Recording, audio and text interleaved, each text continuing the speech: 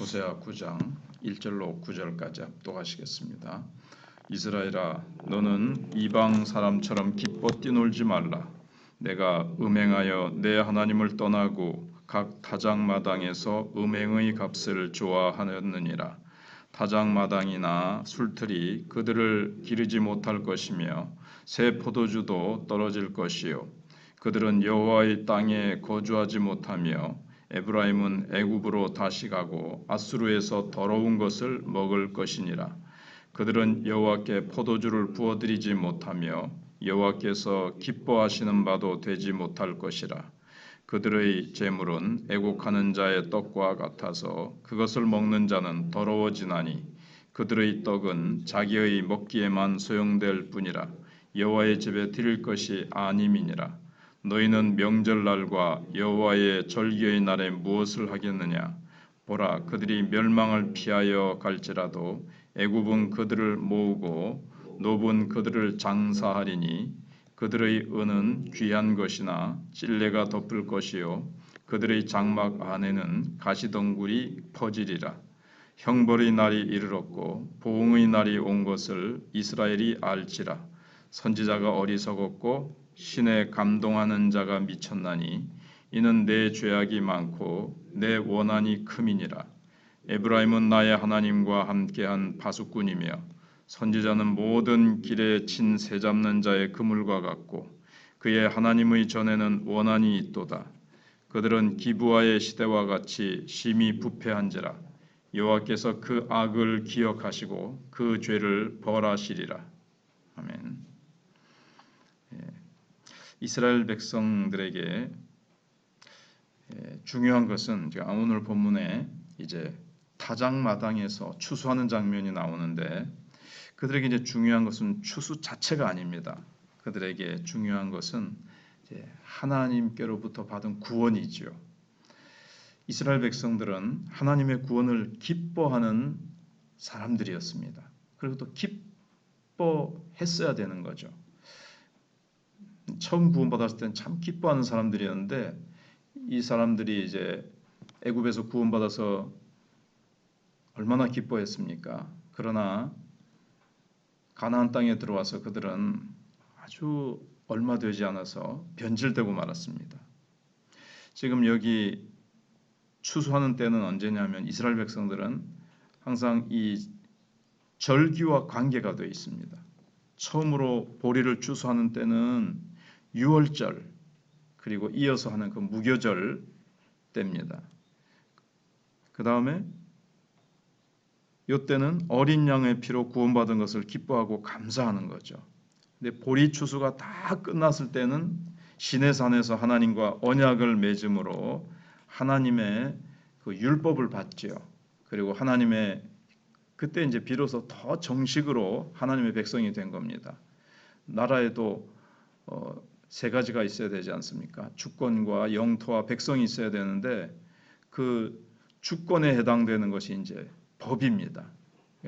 그래서 이제 이스라엘 백성은 하나님 나라의 백성이 되기 위해서 그 표로 율법을 받고 그걸 이제 기뻐하는 겁니다. 그다음에 이제 가을 추수가 끝났을 때는 하나님께서 광야 40년 동안 그들을 지켜주시고 인도해 주신 은혜를 또 감사드립니다. 이게 이제 수장절이 되는 거죠. 근데 이스라엘 백성들은 이 타작마당에서 어떤 일을 벌였습니까? 1절에 이스라엘아 너는 이방 사람처럼 기뻐 뛰놀지 말라. 이 기뻐 뛰는 게 광란의 파티입니다. 네가 음행하여 내 하나님을 떠나고 각 타작마당에서 모든 타작마당에서 음행의 값을 좋아하였느니라.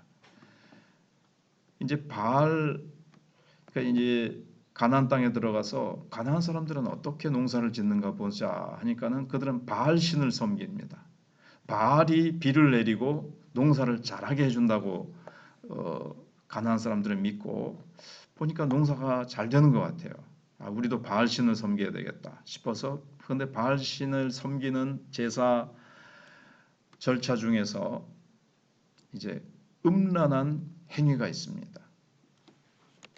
이방인들은 추수 때 큰 잔치를 행하면서 많은 성행위를 해야 그걸 바알 신이 그걸 보고는 자극을 받아가지고 아세라라는 여신하고 그 신들도 뭔가 이 성행위를 한다는 거예요. 그게 비가 돼서 내린다는 겁니다.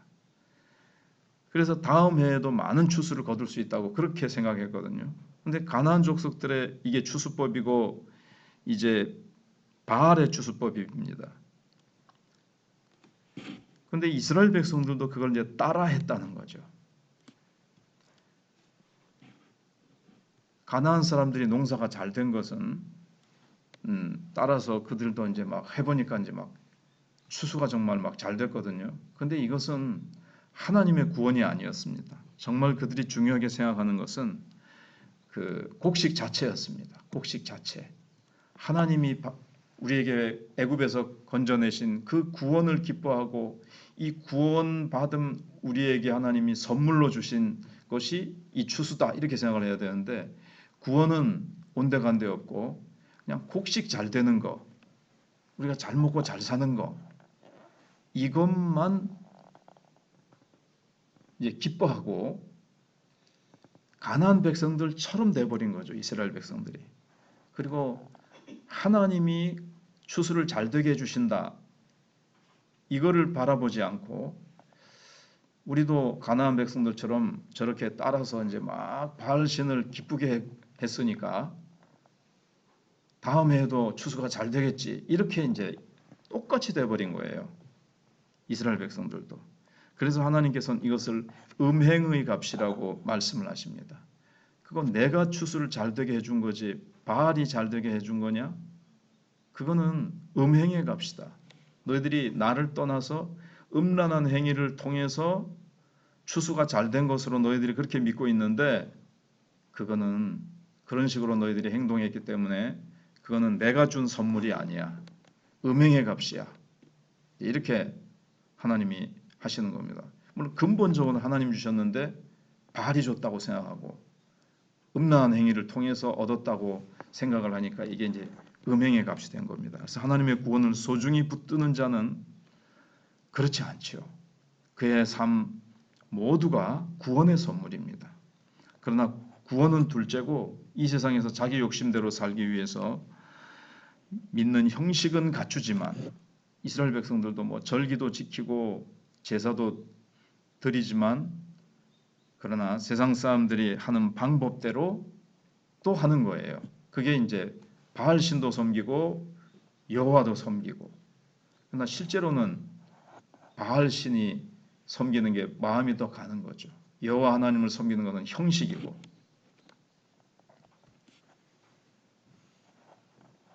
그래서 교회 나와서 형식적으로 믿는 것 같이는 하지만 실제로 세상에 나가서는 세상 방법으로 세상 사람들이 쓰는 잘못된 법을 피해 가지고 요리조리 잘못된 방법으로 돈을 번다면 세상 사람들이 저런 방법을 쓰니까 돈을 많이 버는구나. 나도 그렇게 해야지 하면 이게 이제 음행의 값이 된다는 거죠. 하나님은 곡식을 많이 거두어서 곡식을 하나님께 많이 바치는 데 관심이 없습니다. 하나님은 곡식을 필요로 하지 않으십니다.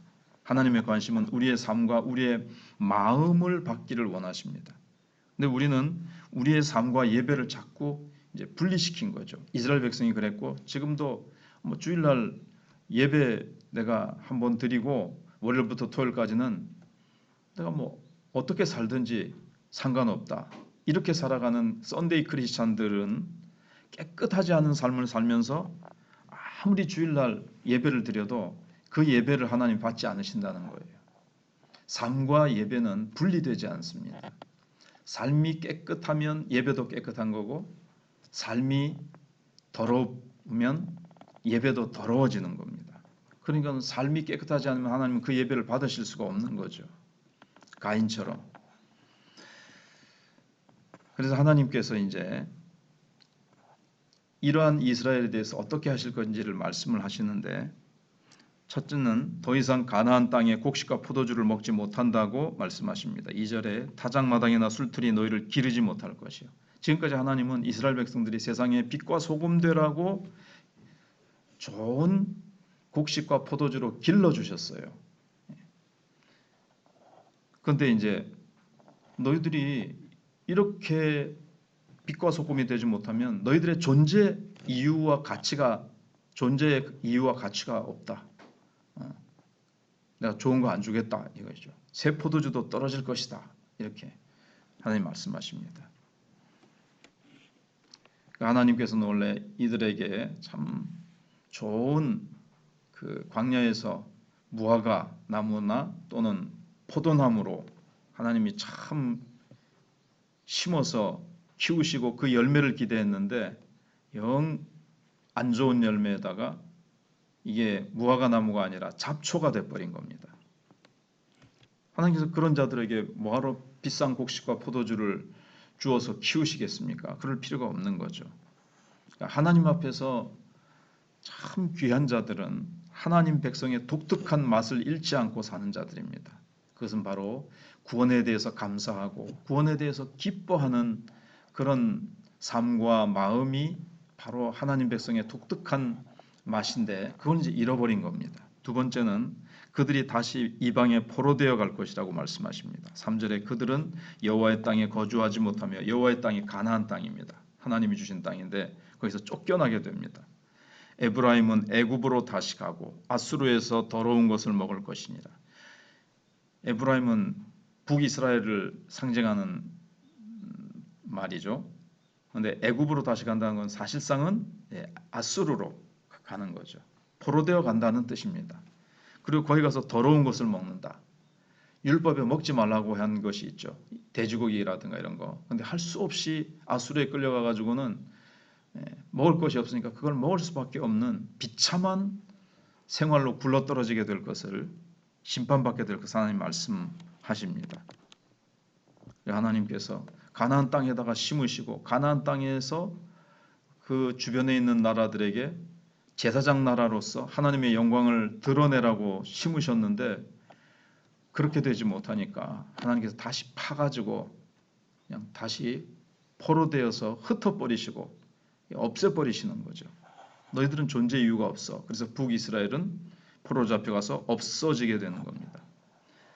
하나님께서 노예에서 해방시켜 주셔서 참된 하나님 자녀의 자유를 주셨는데 자유의 가치를 알지 못하는 자들은 그 자유를 잃어버리게 됩니다.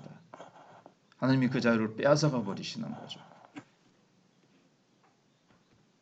그 다음에 셋째로는 4, 5절에 있는 대로 하나님께 드리는 제사를 막아버리신다는 겁니다. 못하게 하신다는 거죠. 그들은 여호와께 포도주를 드리지 못하며 포도 농사가 안 돼요. 또는 적국에 와서 다 뺏어간다든가. 그래서 여호와께서 기뻐하시는 바도 되지 못할 것이라. 특히 그들은 바알에게 제사를 드리고 나서 남은 찌꺼기를 가지고 여호와께 제사를 드렸습니다. 하나님이 기뻐하시겠습니까? 그러니까 포도주도 하나님이 뺏어가 버리십니다. 포도 농사가 안 되게 해야 되는 거죠. 그들의 재물은 애곡하는 자의 떡과 같아서 그것을 먹는 자는 더러워지나니. 이게 이제 바알에게 드렸고 남은 찌꺼기를 가지고 여호와께 드리기 때문에 이게 이제 그렇게 표현이 됐습니다. 그들의 떡은 자기의 먹기에만 소용될 뿐이라. 제사 드릴 게 없어요. 자기네들 이제 겨우 그냥 생존할 만큼만 딱 하나님이 주시고 이게 이제 여유가 있어야 이제 제사를 바알에게 뭐 또 바치고 하나님께 드리고 할 텐데 그렇게 제사 드릴 것이 없게 하시는 겁니다. 바알에게 제사하는 그 광란의 파티를 하지 못하도록 하나님이 확 쪼그라들어 가지고 정말 빈털터리가 되게 하신다는 겁니다. 여호와의 집에 드릴 것이 아님이니라. 너희가 명절의 날과 절기의 날에 무엇을 하겠느냐. 이렇게 하나님이 못하게 하신다는 거죠. 그 다음에 네 번째는 그들이 자꾸 재앙이 오니까 피해서 도망친다고 하더라도 결코 성공하지 못하게 하십니다. 그래서 6절에 보라 그들이 멸망을 피하여 갈지라도 애굽은 그들을 모으고 노분 그들을 장사하리니 그들의 은은 귀한 것이나 찔레가 덮을 것이요 그들의 장막 안에는 가시덩굴이 퍼지리라. 그들이 이제 인간적으로는 마지막 최후의 도망칠 곳이 어딘가 하면 애굽입니다. 여기 놉이라고 나오는데 놉도 원래 옛 애굽 가운데 북쪽 애굽을 놉이라고 부르거든요. 그래서 애굽은 그들이 마지막으로 의지하는 세상적인 피난처인데 하나님이 그것도 다 소용없도록 만들어 버리신다는 겁니다. 애굽이 그들의 피난처가 되지 못하게 하신다는 거죠. 결국 그들이 생각했던 인간적이고 세상적인 모든 방법, 모든 계략 철저하게 하나님께서 망하게 해버리시고 파괴시켜 버리십니다. 그래서 완전히 알거지가 되어서 가나안 땅에서 쫓겨나게 하신다는 거예요. 하나님의 백성이 하나님의 백성답게 살지 못했기 때문에, 그래서 그들의 독특한 하나님 백성으로서의 모습, 이걸 잃어버리면, 소금이 그 맛을 잃어버리면 밖에 버려져 사람들의 발에 밟힐 뿐이니라 말씀하신 것처럼 하나님이 그렇게 만들어 버리시는 겁니다. 하나님 백성에게서는 좀 귀한 그 맛이 있어야 됩니다. 세상의 부패를 막고 세상 사람들에게 하나님의 생명을 흘려보내는 독특한 맛이 있어야 되는데, 이스라엘 백성들은 세상에서 잘 사는 것, 이거는 하나님 기쁘시게 해드리면 저절로 따라오는 구원의 선물인데, 그들은 음행의 값으로 잘 먹고 잘 살려고 했던 거죠. 그럴 때 하나님께서는 이스라엘 백성들을 다시 가나안 땅에 심으셨던 것을 파내서 다 흩어버리신다는 것. 그래서 우리는 살아가면서 하나님의 백성답게 향기를 잃지 말고 맛을 잃지 말고 구원을 기뻐하고 구원받은 백성답게 살아갈 때에 하나님께서는 거기에 맞게 이제 세상의 온갖 좋은 것들도 더하여 주시는데, 이게 이제 구원의 선물입니다. 근데 우리는 신앙은 형식적으로 하고 삶은 세상적으로 살아가면 하나님은 그것이 바로, 그래서 얻은 재물과 어떤 세상의 좋은 것들은 다 음행의 값이라고 말씀하십니다. 우리는 구원의 선물을 받고 구원의 백성답게 맛과 향기를 잃지 않고 하나님께 영광을 돌리며 살아가야 되겠습니다. 기도하겠습니다.